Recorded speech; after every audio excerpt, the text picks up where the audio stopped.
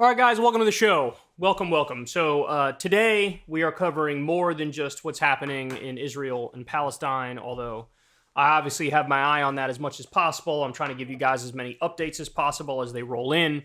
But obviously things change on the ground very quickly there, and the news moves really fast, and also you got a fog of war situation where you're trying to parse out what's true and what's not. There's a lot of misinformation out there as well, but needless to say, we'll keep our eye on it for you. But I do have a great show for you guys today. So we're going to talk about the massive backlash against any and all politicians who are calling for de-escalation. There's a lot to say on that. Then we also have the fear-mongering has been ramped up massively, where right-wingers are saying there's going to be a Hamas attack inside the U.S. Okay. We have some George Santos news. He has a new 23-count superseding indictment that we'll talk about. Trump gives a speech and throws the UAW workers under the bus for wanting higher wages. Jack Smith has something that may be devastating for Trump.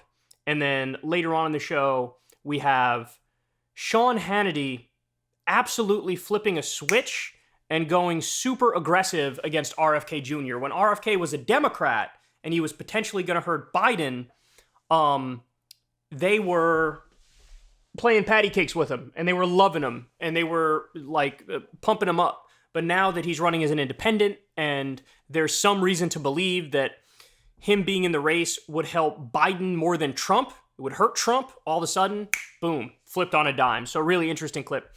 So without further ado, let's go ahead and dive into it. Everybody do me a big favor. Please click that subscribe button. It helps out tremendously in the algorithm, and it doesn't cost you anything. We're trying to grow the channel as much as possible. All right, so let's go ahead and dive into it. So there's an article here in the New York Post. Squad representatives blasted for calling for ceasefire following Hamas attack on Israel. Congressional Squad members were blasted for urging a ceasefire in the Middle East after Hamas fighters killed hundreds of Israelis Saturday in a shocking sneak attack that led to Israel to launch retaliatory strikes. So AOC and other pro-Palestine representatives condemned the cruel terror assault, but also called for all violence to stop as Prime Minister Benjamin Netanyahu declared Israel was at war. Quote, "Today is devastating for all those seeking a lasting peace and respect for human rights," AOC said in a statement. "I condemn Hamas's attack in the strongest possible terms. No child and family should ever endure this kind of violence and fear, and this violence will not solve the ongoing oppression and occupation in the region. An immediate ceasefire and de-escalation is urgently needed to save lives." Representative Ilhan Omar, in part of her statement, also condemned the horrific acts against children, women, the elderly, and the unarmed people who are being slaughtered and taken hostage by Hamas, while calling for de-escalation. So here's the statement from AOC. I read you part of it over there. Representative Cori Bush, similar here, criticized U.S. foreign policy in her statement over the attacks, insisting in order to achieve peace in the region, the U.S. needs to end its support for Israeli military occupation and apartheid. Bush, along with Representatives Ayanna Pressley, also called for the fighting to stop, and Representative Jamal Bowman said, quote, "We need a way to end this deadly violence that is killing and traumatizing generations of Israelis and Palestinians alike, including the blockade of Gaza." The collection of statements was not well received by conservative commentators. Quote, "Yet another Democrat wanting ceasefire by victims of a brutal terrorist attack," Kyle Lamb, a Florida Republican and staffer on the Ron DeSantis campaign, tweeted in reply to Bush's statement, quote, "The squad is telling Israel to stand down after it was attacked and hundreds of its citizens were massacred. Incredible." Well-known conservative account Comfortably Smug tweeted in a reply to Presley's call for a ceasefire. A writer for conservative-leaning Town Hall, John Hassan, blasted Omar's statement for implying, quote, "that attacking and killing IDF forces is fine because she only mentioned women, children, the elderly, and unarmed people in her statement." Oh my God, these people. In reply to AOC's demand that fighting stop, prominent conservative activist Ned Ryan replied in a tweet, "How about no?" It doesn't appear Representative Rashida Tlaib has issued a statement as of Saturday night. She has since then. Hamas fighters fired rockets towards Israeli communities, and then it just goes on to describe exactly what happened with the terror attack. So look, the reason why this story is endlessly fascinating to me is it reminds me of the post-9/11 period, where the U.S. was the victim of a brutal and horrendous terror attack. And in reaction to that, the duh position among politicians and the population was revenge, retribution, retaliation, action, go, go, go, go, go. And in that manic state, what the US did, of course, turned out to be, in retrospect, hideously wrong, right? Nobody would have begrudged the US doing everything they can with SEAL Team 6 to take out Osama bin Laden, right? Take out Al-Qaeda, which, by the way, there were fewer than 1,000 members of Al-Qaeda. It wasn't like it was this giant group, right? Nobody would have begrudged the US doing that. But what do we do instead? We invaded Afghanistan in 2001, stayed there for over 20 years. Even when there was no more Al-Qaeda in Afghanistan, we stayed there, and we made the argument, well, the Taliban sort of helped them out after 9/11, so they're guilty enough, so we're just going to stay here for over 20 years. Then in 2003, we still used the 9/11 attacks to justify going after Saddam, saying Saddam was working with Osama bin Laden even though he wasn't. And then we moved the goalpost to say he has weapons of mass destruction. And we moved the goalpost again to say he's just a really bad dictator. And when all was said and done, over $7 trillion was spent. $2 trillion in Afghanistan, $7 trillion in Iraq when all is said and done by 2053 when you include the interest. And minimum 200,000 innocent civilians in Iraq alone died. Thousands of our own service members died. And basically you had this like endless war profiteering where there's a small group that was, that profited off the war in a colossal way.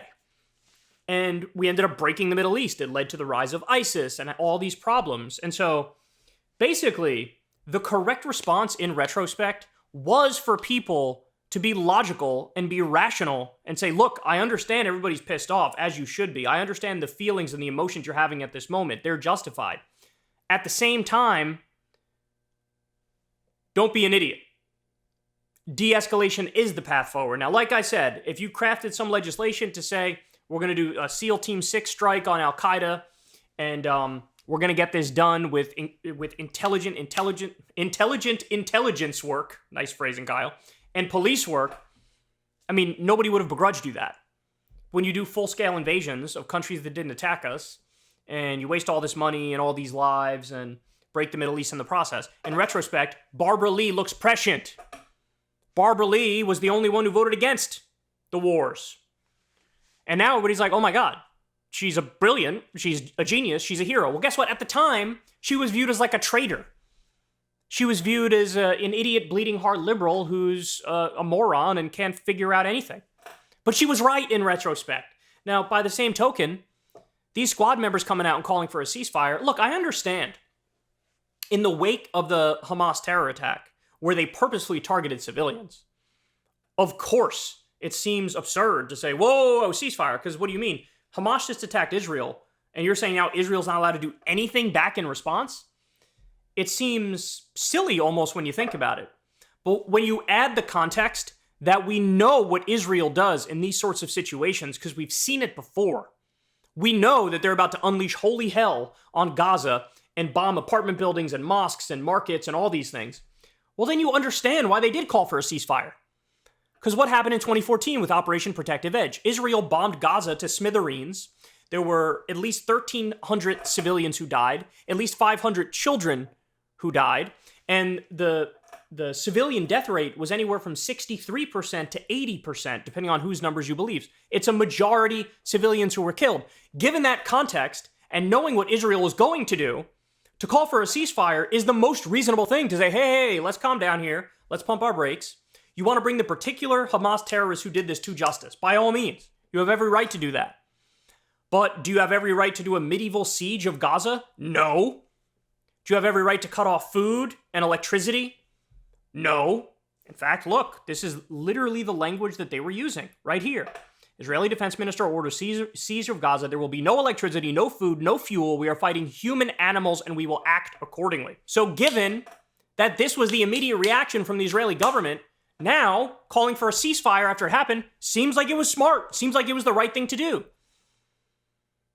In other words, everybody knew Israel's reaction to their civilians being wantonly killed in a brazen, illegal fashion.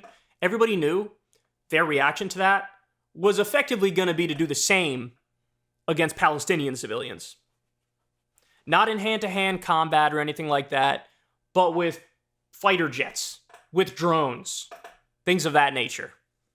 Everybody knew this was going to happen.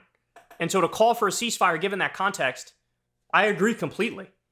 And all these bloodthirsty people looking for vengeance, I'm telling you, in time, it's going to look like what it is, which is the mania that happened after 9/11 in this country. People were like, I don't care. Just go after anybody, somebody, anybody. We don't care. Just go after somebody. Just don't sit there. So again, the correct reaction to this, there's two things that should have happened. Number one, the specific Hamas terrorists, which murdered civilians on purpose. And that is what they did. That is what they did. They did terrorism on purpose. Those terrorists should be brought to justice. It should be them specifically, though. And if that requires hard police work and intelligence work and takes time or whatever, that's the right thing to do as a matter of principle. So you do that. And then beyond that, what should be done is, of course, getting to the core of the problem in the first place, which led to this bubbling backlash.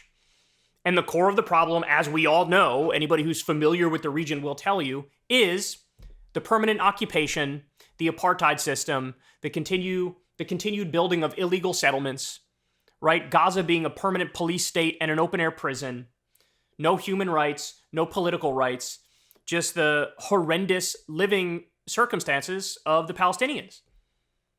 So go after the specific terrorists, bring them to justice. Also, let's get to the root of the problem so that we avoid stuff like this in the future. And that is a lasting piece. And it's hard work, and people are very hard line in this conversation and in their corners and not willing to see any nuance, not willing to make concessions, but it's the only way out, right? The only way out. There's two potential long-term solutions. One is the 1967 borders. Cenk brought this up on his show the other day, the Young Turks. He was talking about the Cyprus situation. The Turks basically illegally occupied Cyprus, which is a Greek island. But what they did is there were all these attacks, and they decided, here, we're going to draw a line right down the middle, build a wall. Greeks go over there, Turks go over here. And it kind of worked, right? Like, it kind of worked. I'm simplifying it a little too much here, of course, but it kind of worked. So that's one solution, is two states, equal rights, big wall, call it a day, right? Have UN peacekeepers there to make sure everything is peaceful moving forward. And the other solution is one state, democratic rights for all. One state, democratic rights for all. If we're not moving in one of those two directions, then this is going to happen in perpetuity. Hamas massacring civilians on the Israeli side, Israel responded by massacring civilians on the Palestinian side, and I don't want that. And so, look, they were getting dunked on for their calls for a ceasefire, for de-escalation, but they're right. And I hope everybody will acknowledge that eventually, but I don't think that'll happen.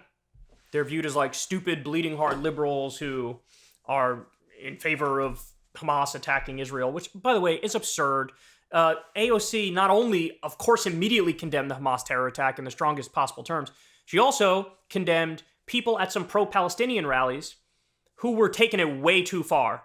And there was one in Sydney, Australia, where they were chanting, gas the Jews and fuck the Jews. Okay, that's genocidal, that's collective punishment, that's sectarian, that's horrendous thinking that gets us in this problem in the first place, whether it's on the Palestinian side or the Israeli side. She condemned, there was some person at a pro-Palestine protest who was holding up their phone, and there was a picture of a swastika. And it was like, so should you condemn that too? Of course you should condemn that. Of course. People have to stop thinking about this simply in terms of black and white, sides. Like, no, you have to think of it as a matter of principle. As what's right and what's wrong. Well, going after innocent civilians is wrong no matter who the hell does it. And so condemnation should be doled out for anybody who's doing that, right? And it happens to be the case that on both sides are doing that. So ceasefire, de-escalation, and if we had done that, we wouldn't be in this situation here. In Israel, 1,200 killed, 3,418 injured. In Gaza, 900 killed, 4,500 injured. In the West Bank, 21 killed, 130 injured. Lebanon, 5 killed. So a total of over 2,000 people killed and over 8,000 injured. And by the way, this number I'm giving you right now is outdated. It's even higher now. And it's going to go up even more. So the squad was right. I don't care what their haters say. They they're caught up in the moment and they're not thinking rationally, and they should think rationally. Hey, y'all, do me a favor and like and subscribe. It helps out big time in the algorithm. Click the bell as well for notifications when videos drop, and watch that video on screen right now. You know you want to.